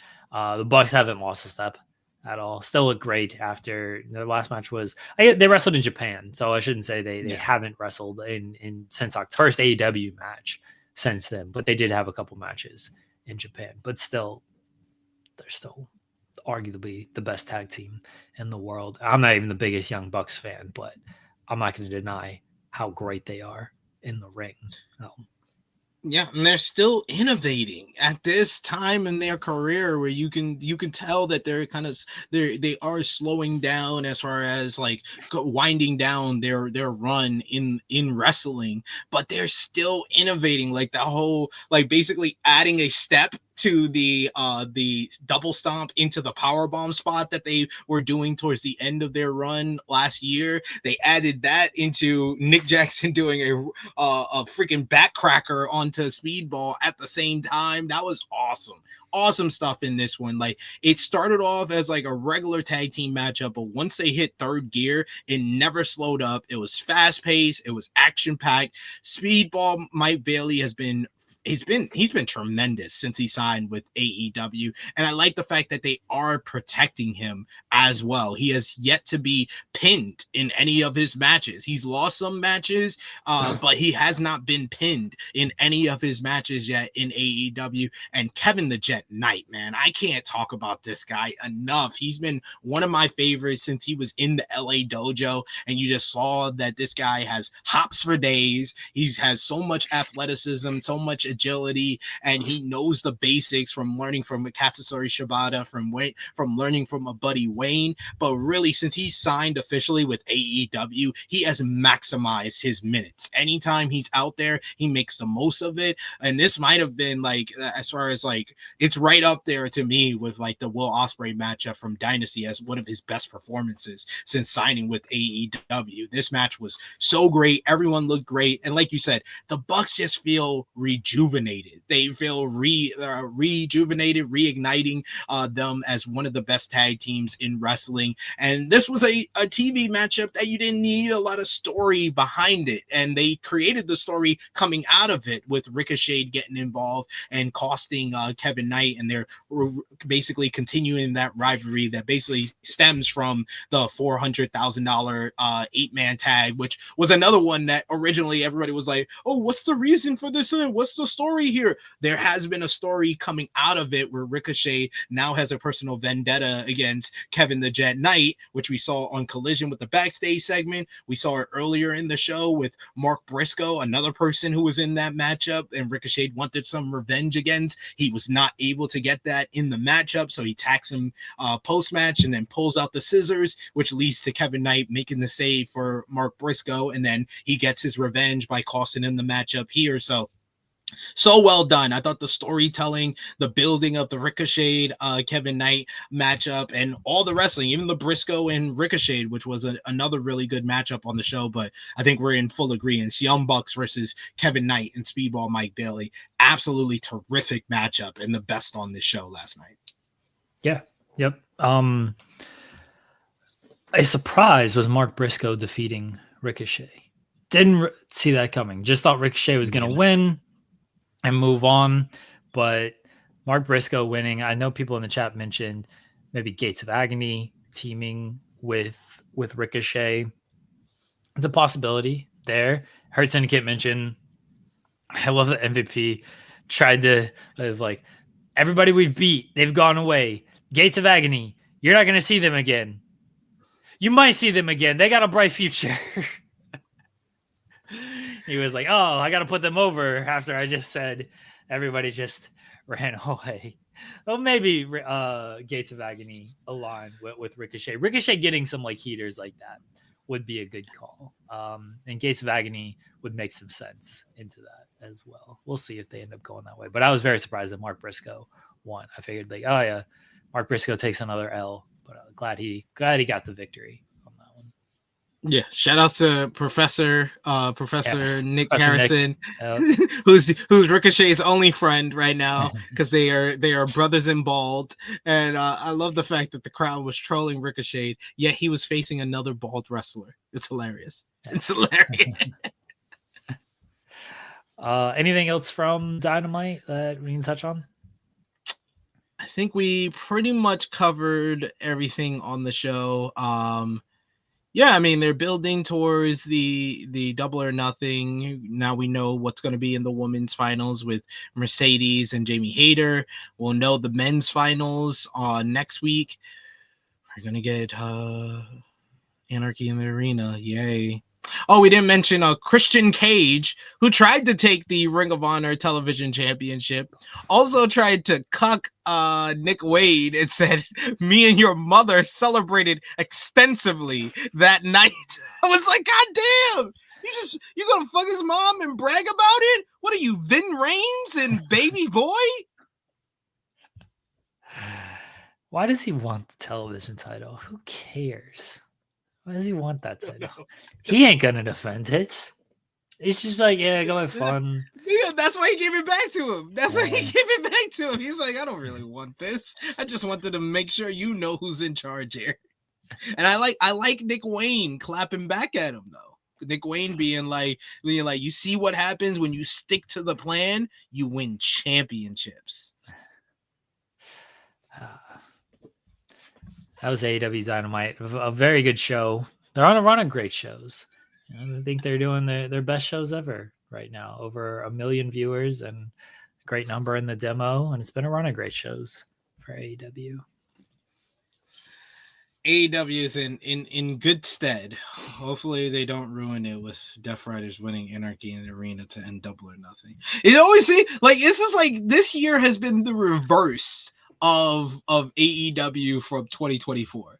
2024, the week to week was not always that strong, but you knew you could count on the pay-per-views to always deliver. And the pay-per-views still are delivering good shows, but the main event of the pay-per-views are now like the hurdle. It's not the week to week anymore. The week to week has been relatively really good since like the end of January into the beginning of February for AEW. They have some off weeks on some sides, but overall it's been very consistent week to week television. And then the pay-per-views are still really good to great, and then the main events are not. And that's the thing that ruins the vibes and the momentum for AEW right now.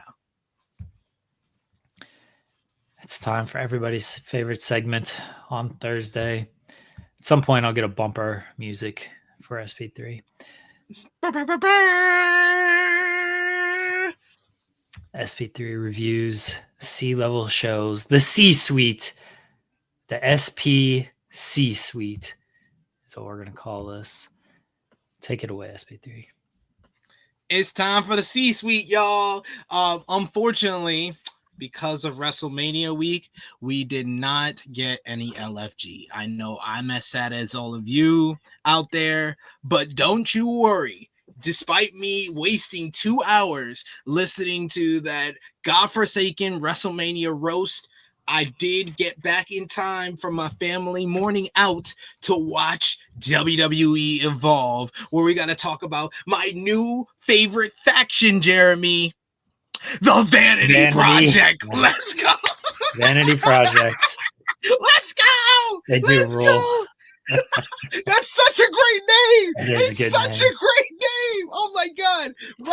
Robert Stone. Put some respect on Robert Stone's name. I'm sick of Peter Rosenberg trying to take credit for it. Peter Rosenberg thought he was slick, but Robert Stone was like, I was the first one who called them Vanity Project. What are you talking about? And yes, I am giving Robert Stone his credit and his flowers. He deserves the credit. He came up with the name Vanity Project.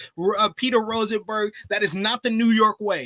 The New York way is not to steal other people's ideas, and unless you're from Brooklyn, because Brooklyn keep on taking it. But you're not supposed to do that. You're not from Brooklyn. You should not be doing that. So Vanity Project, oh my God, I love them so much. I've always been a fan of Swipe Right. If you've been following the C-Suite, you know I'm a fan of Swipe Right. If you've been following the C-Suite, you know I'm a fan of Zeta Steel, Zeta Steel.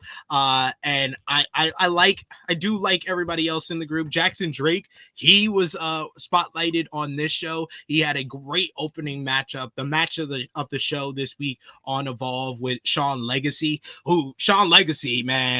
He's the best in-ring worker on Evolve right now. He is balling. Like, him and Jackson Drake was a fast-paced, really damn good matchup. Love the finish where he into pieces, he calls his finishing move, which is like it looks like he's about to do a burning hammer, but then he changes it into like a reverse TKO, which looks really good. And he got the win here in a really damn good matchup to kick off Evolve this week. You also got other Vanity Project member Bryce Donovan, who picked up the biggest win of his run so far on Evolve in the main event, picking up a win over former Evolve champion Timothy Thatcher.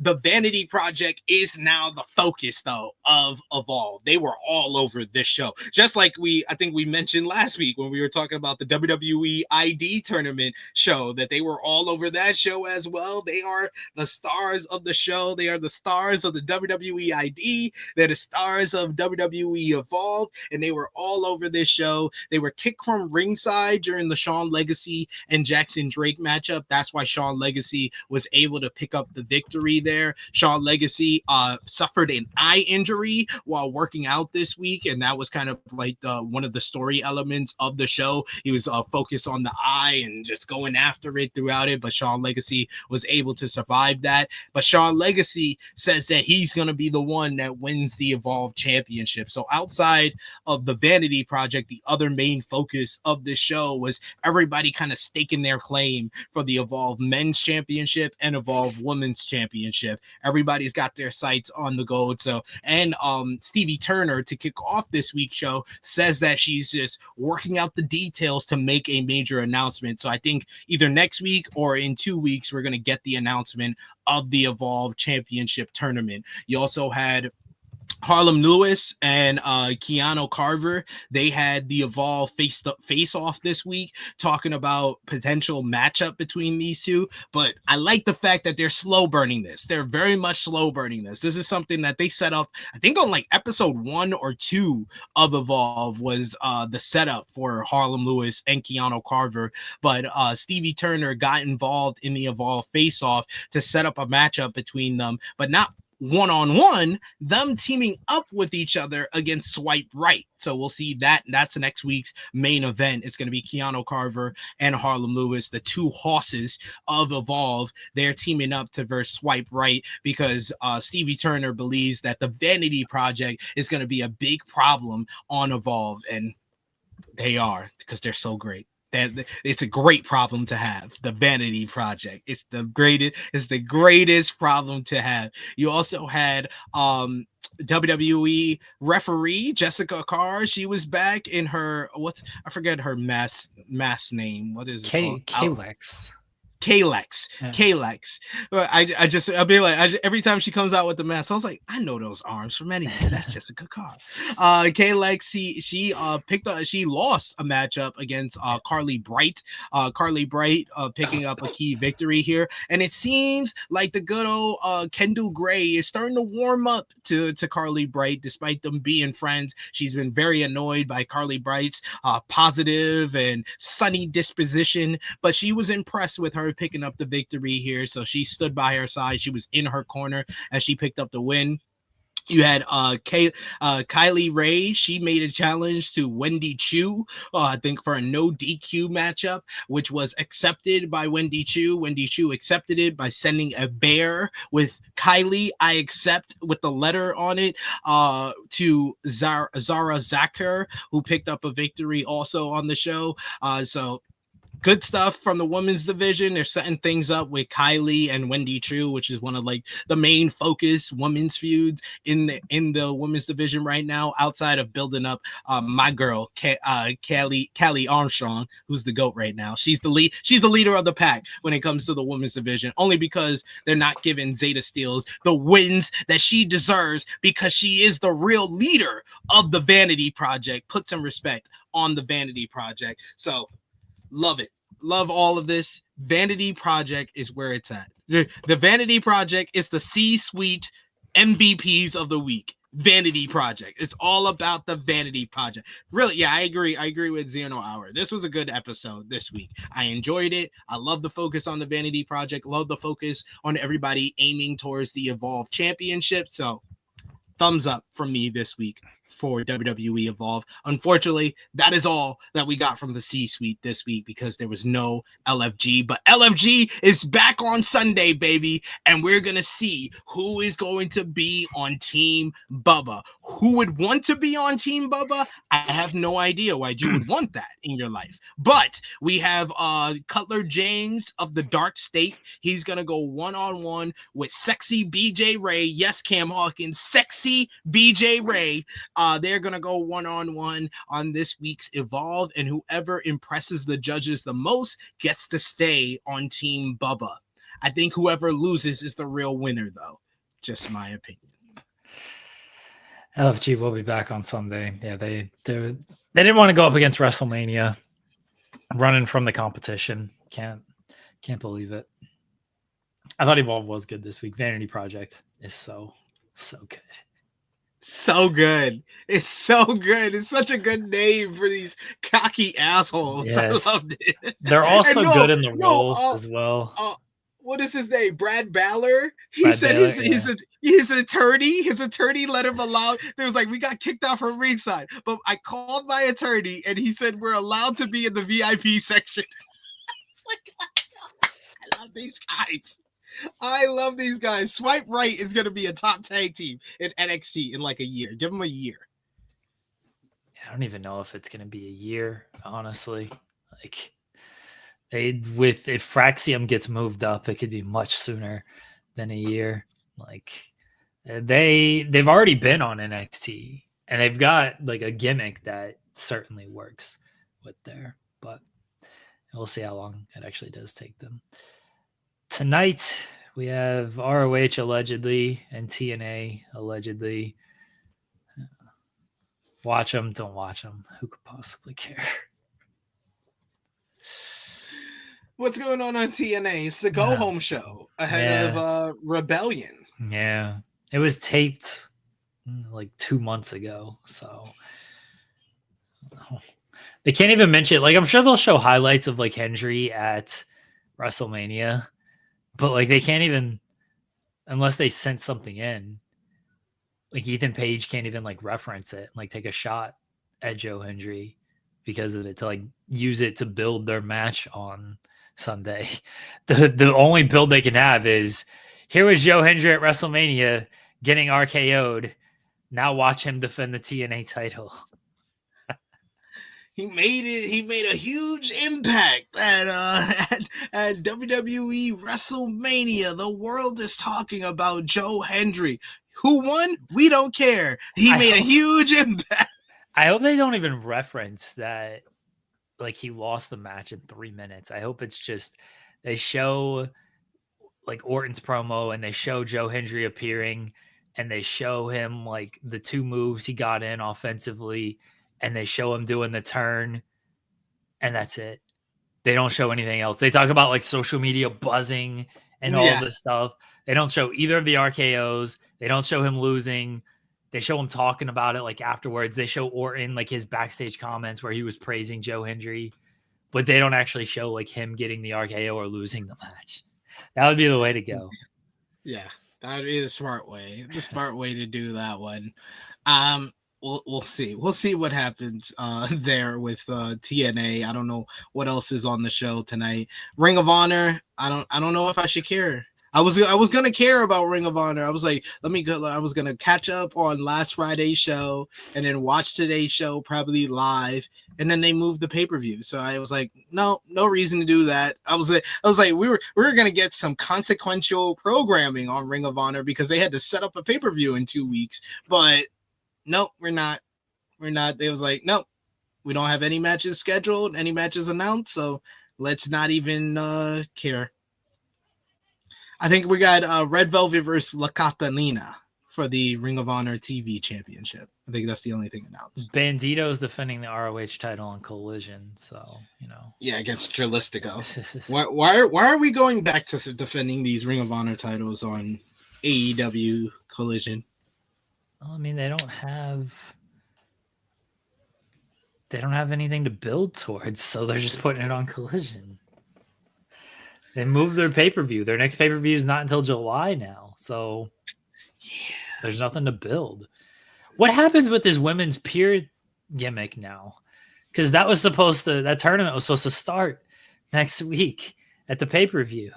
Now it's like, they should have it end at Death Before Dishonor in July. Like that would be, but that's still so long. That's 2 months away. Well, they're gonna have the final set up with a month left, and then they'll just build to it like they're doing with the Owen Cup. Yes, that's definitely what will happen. Yeah. So here we are. It is what it is. I know you and Joel will be previewing Rebellion tomorrow because it's such a big show. Terrible. Such a big show for TNA. Do you want to? Are you looking? What show are you looking forward to this weekend? Collision, Playoff Palooza, TNA Rebellion, or the real show this weekend, Stardom All-Star Grand Queendom? Oh, I mean, I'll watch some stuff from Stardom, like some of the highlights, I guess. But I can't like. I'm not the biggest Stardom fan in the world, so I'm not gonna. And not to say like I dislike it or anything. It's just like I don't keep up with it. So I'll watch highlights, and that's about it. I'm sure it'll be a good show, but It's gonna I be just fantastic. I actually did a preview yesterday with Scott Edwards, who hyped me up on it. I was already looking forward to the show based on the matches on paper, but hearing about the stories got me more excited for it. You got the Saya Kamatani versus Tam Nakano career versus career matchup for the World of Stardom Championship, and it looks like we're coming to an end of the Tam era. Tam, you got Tetsuya Naito. He's leaving New Japan Pro Wrestling. Next weekend after the Wrestling Done Taco shows, and it seems like the female equivalent of Tetsuya Naito in Stardom, Tam Nakano, she's gonna call it a career on Sunday in that main event matchup if she does lose. You got that matchup, Azumi versus Starlight Kid for the Wonder of Stardom Championship. If you know those two ladies, they have some of the fastest paced matches, regardless of gender, out there. They're gonna tear it up and probably give Dave Meltzer some heart palpitations as he tries to give it 4 3/4 stars instead of 5 stars. But he loves Azumi so much that he'll probably give it 5 stars. Mayu Iwatani versus Shuri, which we might finally see the end of this Mayu IWGP Women's Championship run that has gone on for 2 years. She's the Roman Reigns of the IWGP Women's Championship. She's at it for 2 years. And Shuri, we can finally see Shuri get back to the top, which I will be happy for. It's been too long since Shuri was doing anything, really. Then you got Shichihiro Hashimoto versus Maika for the Sendai Girls World Championship. That should be a big old hoss fight. Suzu Suzuki versus Mei Setter.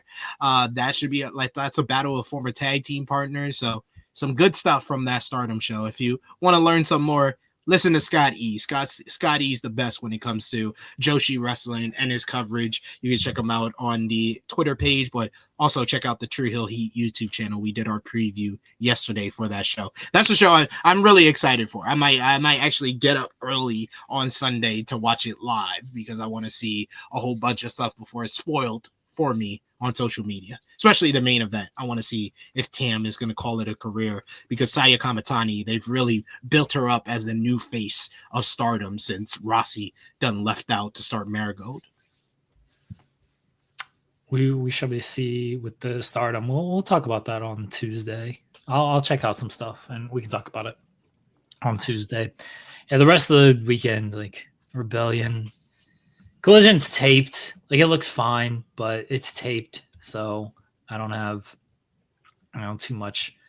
The taped shows, they just lack like an energy for me because I know what's going to happen, and that goes for any company, honestly. Like, if it's a taped show, it's like, oh, okay, like I know it's going to happen. They can insert stuff, but it doesn't feel like must see to me when it's taped. I'll be watching playoffs and more playoffs. That's about it. Yeah, that's my yeah, it's like other than the Stardom show, I don't know if I'm gonna watch anything live. I'm definitely probably, yeah, I don't know. TNA hasn't gave me a reason to stay up and watch. I'm gonna have to live.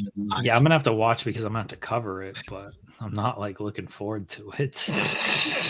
Like, yo, I was like, I looked at this card and like I literally was gonna do a Rebellion review on Monday on True Hill Heat, and then I looked at the card and I was like, when I'm doing the preview yesterday with Scott, I was like, you know what? Actually, we're gonna do a Stardom review. I was like, this Stardom card is so much better than the TNA Rebellion one. I'd rather just review Stardom on Monday than TNA Rebellion. So I had to edit the schedule I put out on our community tab because I had TNA Rebellion review. I just changed it to Stardom All-Star Grand Queendom yesterday.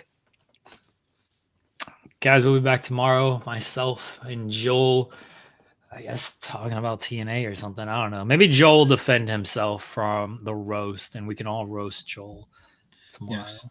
He could tell us all the important information that he learned listening to that roast. Why did Joel tell you he didn't even listen to it? He just thought it would be a big topic. Yeah, he probably didn't. Cyclops Wolverine says, "Play it again. Here's the money for the troubles. We will play it again." Cyclops is better than Wolverine. Nah.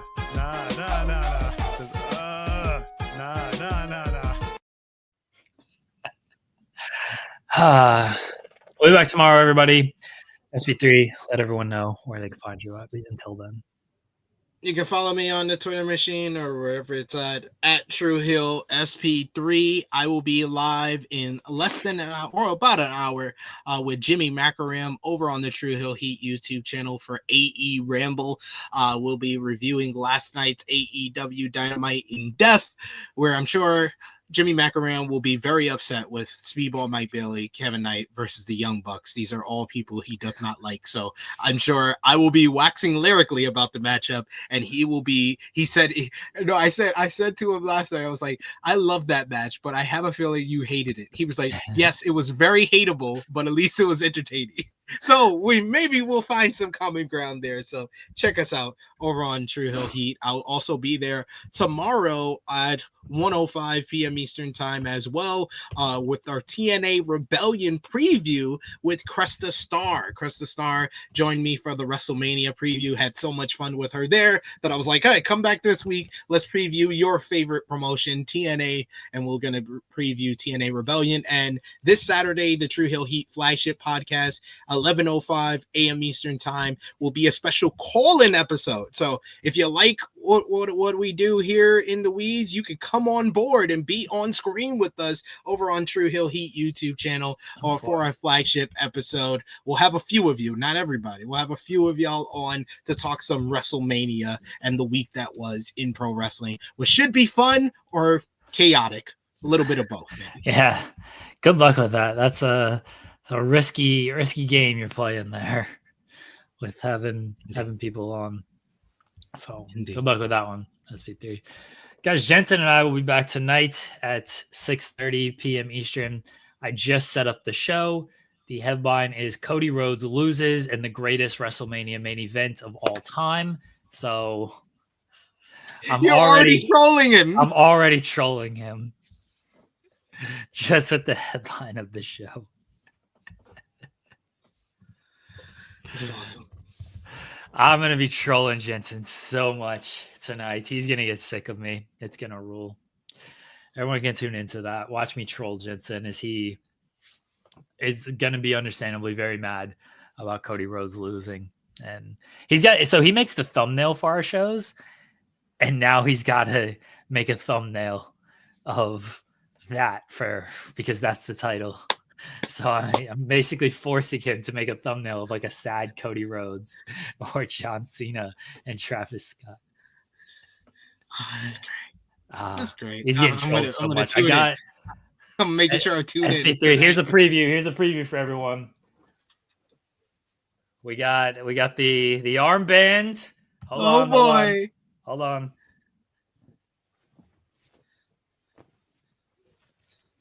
There we go. Right there. The Never Give Up shirt.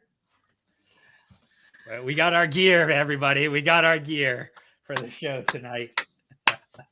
Oh, that's awesome. He was we had him on True Hill Heat last week. He was so confident. He was like, Cody's winning. Cody's winning. Yep. He was like, Cody's winning. He is so confident. I'm even gonna start like when we're doing, because our intro, it's like a 30-second intro or whatever.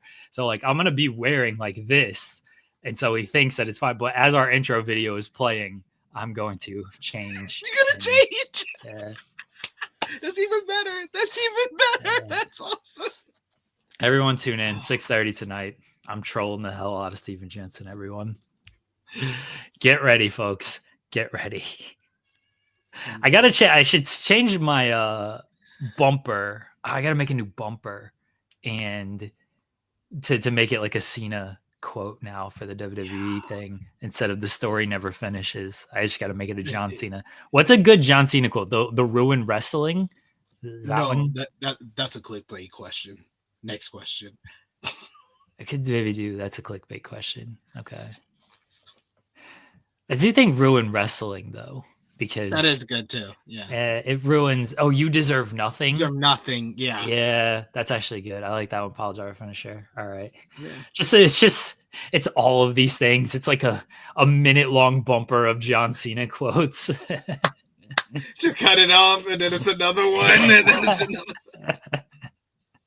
It's the whole first promo that he did as All right, folks.